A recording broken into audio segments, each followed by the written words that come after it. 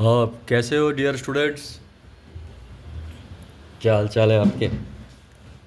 तो आज Wheatstone bridge से रिलेटेड जो क्वेश्चंस बन सकते हैं वो सारा डिस्कस कर रहे हैं। हालांकि two types of questions he Wheatstone bridge से बनते हैं। एक तो जब विटस्टोन ब्रिज बैलेंस्ड हो तो आर इक्विवेलेंट कैलकुलेट करना, और जब बैलेंस ना हो तब भी आर इक्विवेलेंट कैलकुलेट करना। डियर स्टूडेंट, दो तरह के ही क्वेश्चन बनते हैं विटस्टोन ब्रिज में, आप सुन पा रहे हैं? तो चलिए, यहाँ पे पहला क्वेश्चन मैंने लिया। देखिए यहाँ पे सर्किट डायग्राम बना दिया हो, साफ साफ देखिए कितने रजिस्टर्स है, 1 2 3 4, बीच में ये लगा हुआ है। साफ साफ दिख रहा है ये कुछ ऐसा अरेंजमेंट है जो अभी हमें लग नहीं रहा विटस्टोन ब्रिज है, लेकिन जब इसको रिड्रॉ करेंगे तो पता चलेगा क्या है, ये विटस्टोन ब्रिज है। चलिए रिड्रॉ करते हैं। यहाँ पे एक पॉइंट एम मान लेते हैं, यहाँ पे पॉइंट एन मान लेते हैं। पहली बात एक नोटिस करने वाली है कि कोई भी दो रजिस्टर ना तो सीरीज में है ना ही पैरेलल। देखिए दोनों सीरीज में नहीं है क्योंकि बीच में ब्रांच आ गया। ये दोनों भी सीरीज में नहीं है, बीच में ब्रांच आ गया। ये दोनों पैरेलल भी नहीं है क्योंकि एक एक एंड मिले हुए हैं, और बाकी दोनों एंड मिले नहीं है। एक यहाँ से कनेक्टेड है एन से और एक एम से, जो कि आपस में कनेक्टेड नहीं है, बीच में रजिस्टर आ गया। तो कोई भी दो रजिस्टर ना तो सीरीज में है ना ही पैरेलल में है। डियर स्टूडेंट्स, चलिए इसको हम रिड्रॉ करते हैं, सॉल्यूशन देखें इसका। तो जब रिड्रॉ करेंगे आप तो ऐसा करिए, इसको ए मानते हैं, यहाँ तो बी ये दिया है जिसके क्रॉस इक्विवेलेंट निकालना है। तो यहाँ पे हम देख रहे हैं कि ये आर और टू आर का एक एक एंड ए से कनेक्टेड है। तो चलिए यहाँ पे कोशिश करते हैं ऐसा लिखने का, ये आर और इधर क्या टू आर, एक एक एंड आप देख पा रहे हैं कहाँ से कनेक्टेड है, ए से कनेक्टेड है। 3R और 6R का भी एक एक एंड कनेक्टेड है, ये लगा देते हैं। ये हो गया 3R और ये हो गया 6R। Very good. अब 3R और R N से कनेक्टेड है तो लगा दो N से। अब देख रहे 6R और 2R M से कनेक्टेड है, तो डियर स्टूडेंट यहाँ पे M लगा दीजिए, और M और N के बीच दिख रहा है आपको 5R। इस तरह से आपने इसको रिड्रॉ कर दिया। क्या ये बात समझ में आ रही है? अब ये रिड्रॉ हो गया तो देख पा रहे हैं कि ना तो सीरीज में है ना ही पैरेलल में है, बट ये विटस्टोन ब्रिज है। चलिए देखते हैं ये बैलेंस्ड है या नहीं। तो आर्म्स का रेशियो, लेफ्ट आर्म का ratio, dear student left arm का रेशियो क्या होगा, R/2R is equal to 1/2। Right arm का रेशियो क्या होगा, राइट आर्म का रेशियो क्या होगा, 3R/6R, ये भी क्या होगा 1/2। अब ये दोनों क्या हो गए, इक्वल आ गए। तो इससे कौन सा ब्रिज हो गया ये डियर स्टूडेंट्स, बैलेंस्ड ब्रिज। जब ब्रिज बैलेंस्ड हो गया तो क्या हो गया, no current through 5R, M और N के क्रॉस पोटेंशियल डिफरेंस क्या हो जाएगी, 0। No current through 5R, so 5R is removed, 5R is removed. क्योंकि जब सर्किट में करंट नहीं जाएगी किसी रजिस्टर में तो उसका कोई काम नहीं है। रजिस्टर का प्राइम ऑब्जेक्टिव क्या होता है, हीट को डेवलप करना, इलेक्ट्रिक एनर्जी को कंज्यूम करना। अब इसमें कोई करंट ही नहीं जा रही है क्योंकि N और M के पोटेंशियल सेम हो जाते हैं। ऑलरेडी लास्ट वीडियो में आपने बहुत अच्छे से समझा है, as VM is equal to VN। Dear student, तो 5R को अब आप क्या करेंगे, यहाँ से हटा देंगे। तो जब 5R को हटा देंगे डियर स्टूडेंट्स तो कैसा अरेंजमेंट बनेगा, यहाँ से देखिए 5R को हटाएंगे तो ये बन जाएगा R, ये 3R, ये क्या रहा 2R, और ये क्या रहा डियर स्टूडेंट्स 6R। इस तरह से इधर पॉइंट B हो गया, इधर पॉइंट A हो गया। अब ये दोनों क्या आ गए बताइए, सीरीज में आ गए। यहाँ पे M था, यहाँ पे N था, ये दोनों हो गए सीरीज। तो 3R और R कितना हो गया डियर स्टूडेंट 4R, और 2R 6R कितना हो गया डियर स्टूडेंट्स 8R। सीरीज में ऐड कर दिया इधर B और इधर A। तो इक्विवेलेंट के लिए क्या लगाएंगे आप, ये दोनों पैरेलल हो गए तो R इक्विवेलेंट क्या होगा dear students 4R into 8R upon 4R plus 8R, that is क्या 32R² अपॉन 12R। और इसको अगर आप 4 से डिवाइड कर दीजिए या 4 से, तो 8R/3 आंसर आ गया ये। तो क्या ये समझ पा रहे हैं किस तरह से रिड्रॉ किया गया, किस तरह से बनाया गया? तो इसी तरह के बहुत सारे क्वेश्चंस बन सकते हैं जिसमें आप रिड्रॉ करके आराम से समझ सकते हैं कि ये एक विटस्टोन ब्रिज है। ये बात समझ में आया आपको? चलिए हम अगला क्वेश्चन डिस्कस करने जा रहे हैं, जो विटस्टोन ब्रिज तो है लेकिन बैलेंस्ड नहीं है। डियर स्टूडेंट, इस क्वेश्चन को ध्यान से देखिएगा। क्वेश्चन ध्यान से समझिए। डियर स्टूडेंट्स, क्वेश्चन कुछ ऐसा दिया गया है, ये देखिए आर इस तरह से नेटवर्क दिया है, आर इधर से भी आर है और ये भी आर है। इसको मैं पहले अच्छे से रिड्रॉ कर दे रहा हूँ। ये पॉइंट B है और ये पॉइंट A है। डियर स्टूडेंट सारे रजिस्टर्स आर वैल्यूज़ के दिए गए हैं, ये आर है, आर है, आर है, और एम और एन भी यहाँ पे लिया गया है, ये एम और ये एन है, और इसके बीच एक रजिस्टर डियर स्टूडेंट्स क्या दिया गया है, आर दिया गया है। तो आपको ए और बी के बीच अब इसका क्या निकालना, इक्विवेलेंट निकालना है। तो सबसे पहले यहाँ पे इसको हम थोड़ा सिंप्लीफाई कर लेते हैं। देखिए क्या आर और आर, ये दोनों आर आपको, अच्छा हमको क्या निकालना, आर इक्विवेलेंट चाहिए किसके बीच डियर स्टूडेंट्स, ए और बी के बीच, ये है, ये क्वेश्चन है। तो डियर स्टूडेंट्स क्या करेंगे, यहाँ पे साफ साफ देखिए ये आर और आर क्या है, सीरीज में है, पहले इसको सिंप्लीफाई कर लेते हैं। उसी तरह से ये आर और ये आर भी क्या है, सीरीज में है, क्योंकि जो करंट इधर से जाएगी वही करंट इसमें फ्लो करेगी, या जो करंट इधर जाएगी वही करंट इसमें फ्लो करेगी। तो डियर स्टूडेंट्स सिंप्लीफाई कर लेते हैं इसको इस तरह से, अच्छे से डायग्राम बना देते हैं। इधर है आर, ये आर और आर क्या, अच्छा ये जो आर है वो ए और एम के बीच है। तो डियर स्टूडेंट्स यहाँ पे पॉइंट एम को शो कर देते हैं, और ये आर और आर कितना होगा, 2r हो जाएगा, किसके बीच, एम और बी के बीच, ये 2r हो जाएगा एम और बी के बीच। यहाँ पे आर और आर क्या होगा, 2r होगा ए और एन के बीच, देख पा रहे आप। तो ए और एन के बीच यहाँ पे हम 2r लगा देंगे, ये पॉइंट हो गया एन, और यहाँ पे आर एन और बी के बीच तो है ही, ये आर आप लगा दीजिए एन और बी के बीच, और यहाँ एम और एन के बीच ऑलरेडी कैलकुलेटेड आर, आप देख पा रहे हैं ये अरेंजमेंट रिड्रॉ करने के बाद कैसा बना। अब ये व्हिटस्टोन ब्रिज है, साफ साफ दिख रहा, ये लेफ्ट वाला आर्म, ये राइट वाला आर्म, और बीच में एक रजिस्टर। लेकिन क्या ये बैलेंस्ड है, चेक करते हैं। हियर आर और 2r का रेशियो कितना हो जाएगा, 1/2, और 2r और r का रेशियो क्या होगा, 2। दैट इज आपने क्या यहाँ पे शो कर दिया, r/2r is not equal to 2r/r, so bridge is not balanced, bridge is not balanced. क्या क्लियर है यहाँ तक? आप इस r को हटा ही नहीं सकते, क्योंकि बैलेंस्ड होगा तभी तो इस r को हटाएंगे। तो इसके लिए अब एक ही तरीका है कि आपको क्या फॉलो करना होगा, किरचॉफ्स लॉ फॉलो करना होगा। तो डियर स्टूडेंट किरचॉफ लॉ का एप्लीकेशन भी है ये, कि किसी भी सर्किट का इक्विवेलेंट रेजिस्टेंस कैलकुलेट करना। चलिए मैं बताता हूँ कैसे। मान लेते हैं कि ए और बी के बीच इस सर्किट का इक्विवेलेंट रेजिस्टेंस आर इक्विवेलेंट है, आर इक्विवेलेंट है। इक्विवेलेंट का मतलब क्या, एक सिंगल रजिस्टर जो पूरे नेटवर्क को क्या कर सके, रिप्लेस कर सके। डियर स्टूडेंट इसको आप एक बैटरी से कनेक्ट कर दो,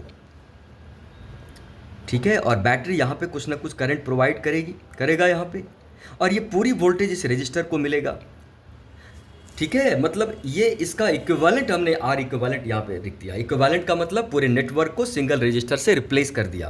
तो डियर स्टूडेंट्स यहाँ पे ओम्स लॉ अप्लाई करेंगे, ये पूरी वोल्टेज इसको मिलेगी, करंट आई जा रही है, तो V इक्वल टू क्या होगा, I इंटू आर इक्विवेलेंट।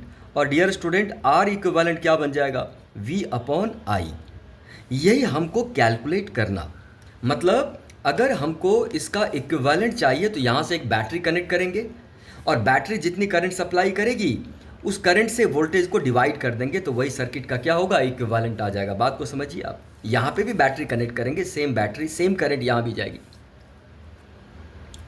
तो इक्विवेलेंट निकालने के लिए जो वोल्टेज आपने अप्लाई किया वो वोल्टेज, और जो करंट बैटरी प्रोवाइड कर रहा वो करंट, दोनों का रेशियो लेंगे तो आर इक्विवेलेंट आ जाएगा। तो चलिए इसको हम सॉल्व करके देखते हैं कि भाई किस तरह से ये हो सकता है।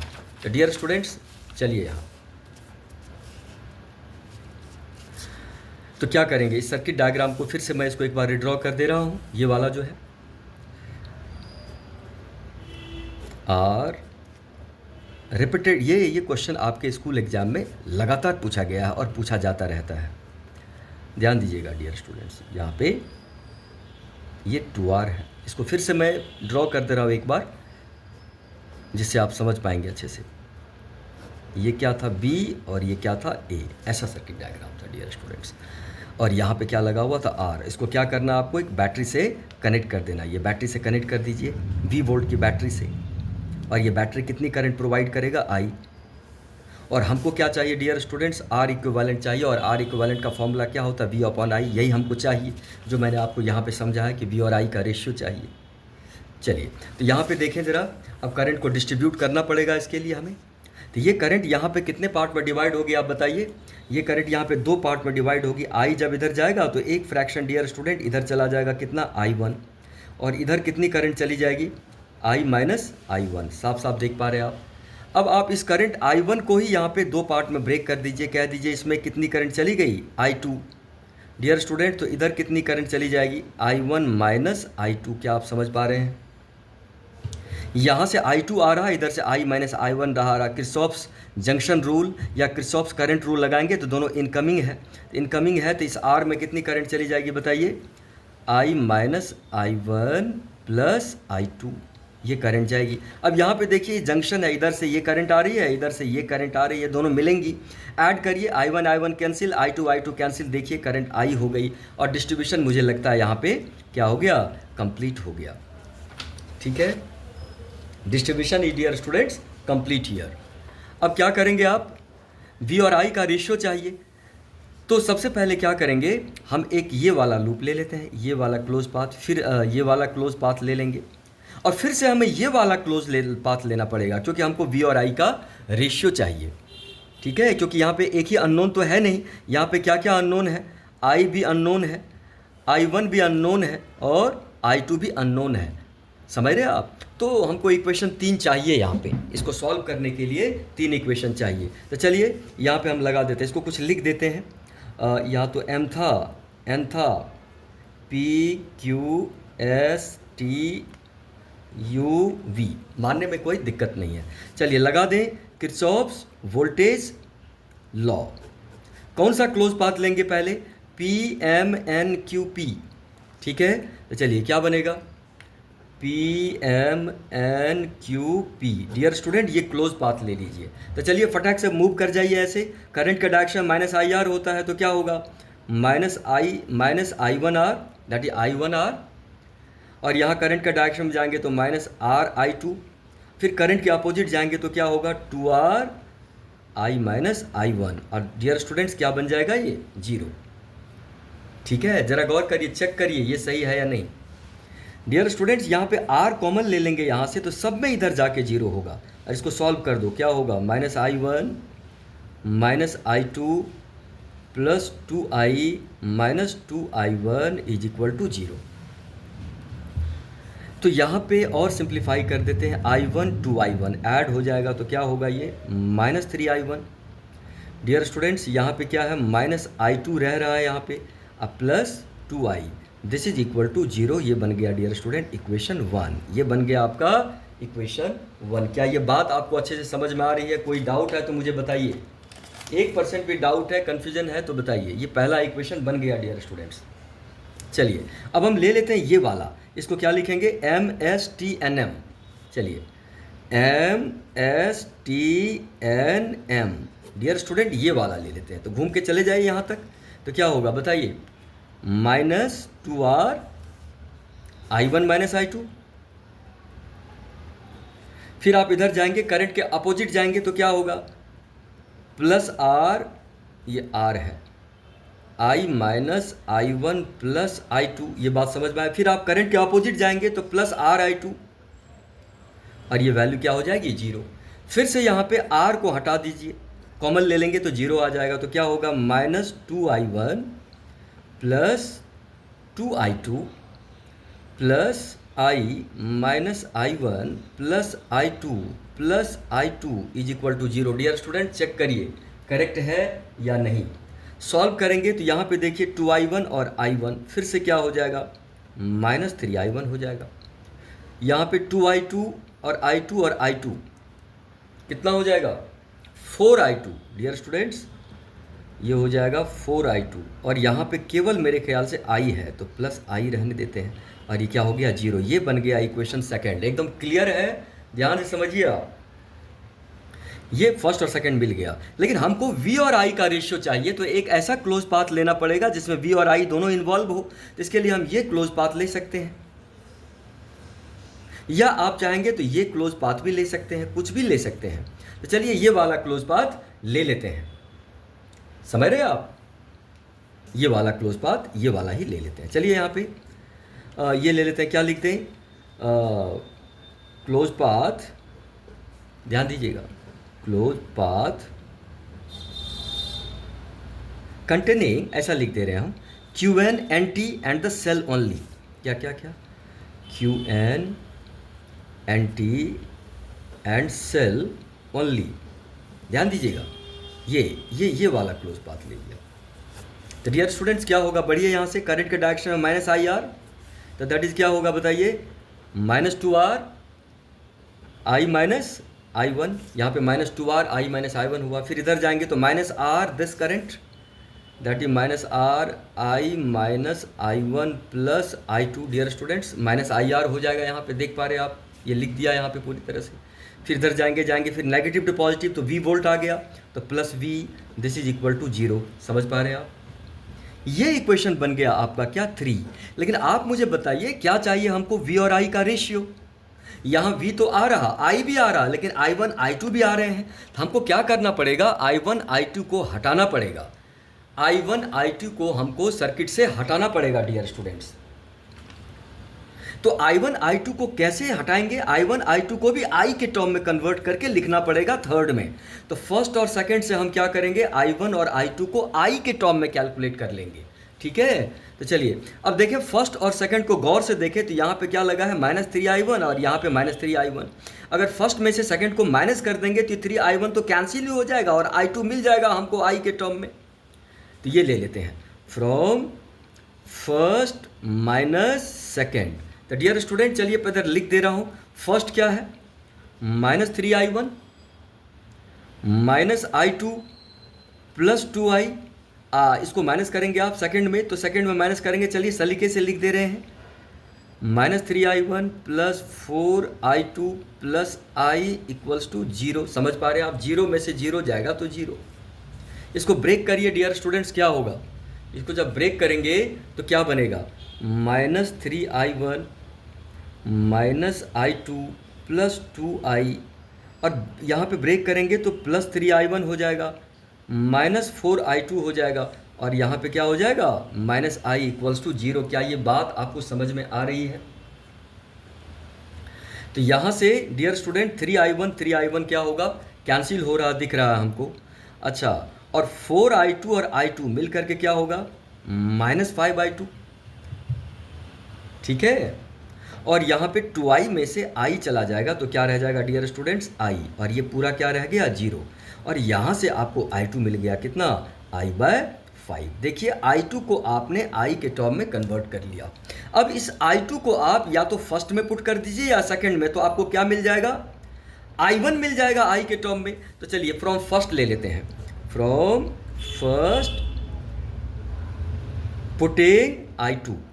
डियर स्टूडेंट्स क्या है फर्स्ट, देखिए यहाँ पे माइनस 3i1 माइनस i2, तो लिख दे रहे हैं यहाँ पे माइनस 3i1, अब माइनस i2, तो i2 की वैल्यू क्या डालेंगे आप, i/5 यहाँ पे डाल दिया, plus 2i is equal to zero, plus 2i is equal to zero.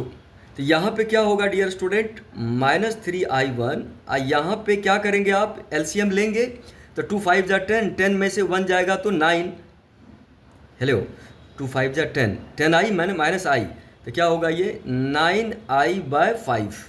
Dear students यहाँ पे 3i1 इज इक्वल टू क्या बन जाएगा, ध्यान देंगे 9i/5, और इसको सॉल्व कर देंगे तो आपको i1 कितना बन जाएगा, 3i/5।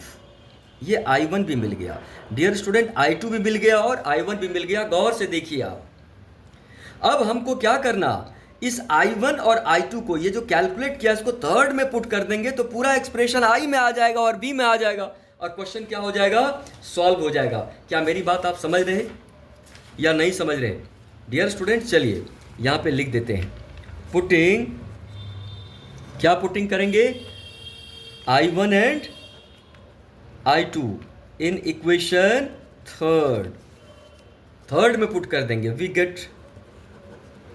डियर स्टूडेंट थर्ड को एक बार मैं लिख भी दे रहा हूं, यहाँ पे ये थर्ड है, क्या है थर्ड बताइए, minus 2r i minus i1 minus r i minus i1 plus i2 plus v is equal to zero. ये था थर्ड इक्वेशन। अब इस थर्ड में डियर स्टूडेंट्स आप i1 भी डाल दीजिए और I2 भी डाल दीजिए। I1 कितना डालेंगे 3i/5, I2 क्या डालेंगे i/5। तो चलिए डाल देते हैं -2r i minus I1। I1 कितना था माय डियर स्टूडेंट्स 3i/5, ये हो जाएगा 3i/5। इधर हो गया r, I1 हो जाएगा 3i/5 और I2 क्या है सिंपली i/5। और डियर स्टूडेंट v को इधर शिफ्ट कर दीजिए तो v क्या होगा इधर जाके माइनस हो जाएगा। ध्यान से देखिए, चलिए इसको सॉल्व कर देते हैं। क्या होगा -2r 5i माइनस 3i क्या होगा 2i/5। इधर क्या होगा r और एलसीएम ले लेंगे आप इधर तो 5 आएगा, तो ये क्या होगा 5i minus 3i plus i और इज इक्वल टू -v हो जाएगा। अब इसको सॉल्व कर देना है तो क्या होगा -4ri/5 माइनस r/5। इसको सॉल्व करेंगे तो क्या होगा 5i minus 3i 2i plus i 3i है ना, ये हो जाएगा 3i/5। This is equal to -v। अब ये माइनस माइनस माइनस काट दीजिए और ठीक है, ये समझ में आ रहा है आपको डियर स्टूडेंट्स। यहाँ पे एक्स्ट्रा 5 यहाँ पे लिखा गया, अब r/5 तो ले लिया तो कितना आ गया dear student 4i/5 plus 3ri/5 is equal to v बन गया। और 4 + 3 7ri/5 इज इक्वल टू क्या होगा v। और डियर स्टूडेंट्स v और i का रेशियो कितना आ गया 7r/5 और यही हो गया डियर स्टूडेंट क्या r इक्विवेलेंट। जैसा कि ये जो क्वेश्चन था तो डियर स्टूडेंट इसमें r की वैल्यू दिया था कितना 10 ओम। क्वेश्चन में r की वैल्यू 10 ओम दिया हुआ था है ना ये। तो जब r 10 है, अगर R 10 ओम दिया हुआ है तो R equivalent my dear student कितना होगा 7/5 इंटू 10 दैट इज क्या 14 ओम आंसर हो गया। तब आप देख पा रहे हैं कि इस क्वेश्चन को कैसे हमने सॉल्व किया है, क्या लगाया, किरचॉफ लॉ लगाना होता है। तो ये बात आपको बहुत अच्छे से समझ में आ गई। चलिए आगे बढ़ते हैं डियर स्टूडेंट्स। एक और क्वेश्चन है, ये क्वेश्चन आपका NCERT सॉल्व एग्जाम्पल का है जो जीमेन में और बोर्ड एग्जाम में अभी तक 10 बार रिपीट हो चुका है डियर स्टूडेंट्स। ये अभी इधर रिसेंट जीमेन 2024 और 23 दोनों में आया था। जीमेन 2023 21 23 इन दोनों में था ये, और CBSE में भी ये अभी रिपीट हुआ है, होता रहता है। ये NCERT का सॉल्व एग्जाम्पल है my dear students, NCERT solve example है ये। तो इसमें क्या होता है देखिए, यहाँ पे भी व्हिटस्टोन ब्रिज आपको दिया गया है, देख लीजिए यहाँ पे 100 ओम 60 ओम 10 ओम 5 ओम 15 ओम, ये देख रहे हैं व्हिटस्टोन ब्रिज है ये। 2 आर्म्स ये बीच में रजिस्टर और यहाँ 10 वोल्ट की बैटरी से ये कनेक्टेड है। लेकिन यहाँ पे क्वेश्चन कहा गया है कि भाई आप गैल्वेनोमीटर से करंट निकालिए। अगर इक्विवेलेंट पूछा जाता तो जो लास्ट वाला अभी क्वेश्चन सॉल्व किया उसके अकॉर्डिंग आप सॉल्व करते, लेकिन अब आपको किरचॉफ लॉ के अकॉर्डिंग IG निकालना है तो ये तो बड़ा ही आसान है, आपने ऑलरेडी सॉल्व किया हुआ है। तो ये मैं आपको होमवर्क देता हूँ, ठीक है। और मैं आपको बताऊँ इसका जो आंसर है वो भी चेक कीजिएगा 4.87 dear student milli ampere answer है इसका। बहुत इंपॉर्टेंट क्वेश्चन है क्योंकि जीमेन में भी आ रहा है ये, ठीक है। और यही 2 क्वेश्चन है जो रिपीट हो रहे हैं। तो यहाँ पे आप आराम से करंट को डिस्ट्रीब्यूट कर लीजिएगा, 3 इक्वेशंस बनेंगे। थोड़ा सा हिंट मैं दे रहा हूँ कि भाई यहाँ से आप करंट I को निकाल देंगे, ये निकाल देंगे तो ये करंट डियर स्टूडेंट इधर आप करंट I1 को सेंड कर देंगे, इधर करंट क्या हो जाएगी I माइनस I1। ये करंट यहाँ पे 2 पार्ट में डिवाइड होगी, थोड़ी सी गैल्वेनोमीटर में जाएगी, 15 ओम का गैल्वेनोमीटर है, और बाकी करंट किधर चली जाएगी इस रजिस्टर में चली जाएगी। साफ साफ देख रहे हैं यहाँ से ये IG आएगी डियर स्टूडेंट, यहाँ पे दोनों मिल जाएंगे और इस ब्रांच में करंट कितना होगा I minus I1 plus IG, समझ रहे हैं साफ साफ आप। और यहाँ पे क्या हो गया जंक्शन रूल फिर से अप्लाई करेंगे, किरचॉफ्स करंट रूल, ये भी आ रहा ये भी आ रहा, दोनों को ऐड करेंगे तो IG कट जाएगा, I1 कट जाएगा। डियर स्टूडेंट देखिए फिर से I बन गया, ये IG है, समझ पा रहे हैं आप। ये तो हो गया करंट का डिस्ट्रीब्यूशन कंप्लीट। बैटरी जितना करंट सप्लाई किया उतनी करंट बैटरी में आ गई। अब आप देखिए इसमें कितने अननोन है, I और I1 और IG 3 अननोन है डियर स्टूडेंट। I भी अननोन है, I1 भी अननोन है और IG भी अननोन है जो हमको चाहिए। 3 अननोन है तो डियर स्टूडेंट इक्वेशन कितने बनाएंगे आप 3 बनाएंगे। तो एक इक्वेशन आप इसमें लगाएंगे इस लूप में, ये वाले में, समझ रहे आप। तो इससे कुछ रिलेशन मिलेगा, I और IG में एक रिलेशन मिलेगा। फिर आप दूसरा इक्वेशन किस में लगाएंगे आप इस वाले लूप में लगा देना, समझ रहे आप? तो यहाँ से I1 और IG और I में दो इक्वेशंस मिलेंगे, समझ रहे? और तीसरा आप किधर से लगा सकते, ये वाला ले सकते, ये वाला लो, ऐसे ऐसे, ये वाला थर्ड इक्वेशन के लिए तीन इक्वेशंस भी चाहिए, तीन अननोन है तो इक्वेशन भी तीन चाहिए। एक तो यहाँ से मिलेगा, एक यहाँ से मिलेगा, और एक यहाँ ले सकते, ये वाला ले सकते। सेल को भी इंक्लूड कर लेना है, या आप ये भी ले सकते। तीन इक्वेशन, तीन अननोन, सॉल्व करेंगे, you will have the answer.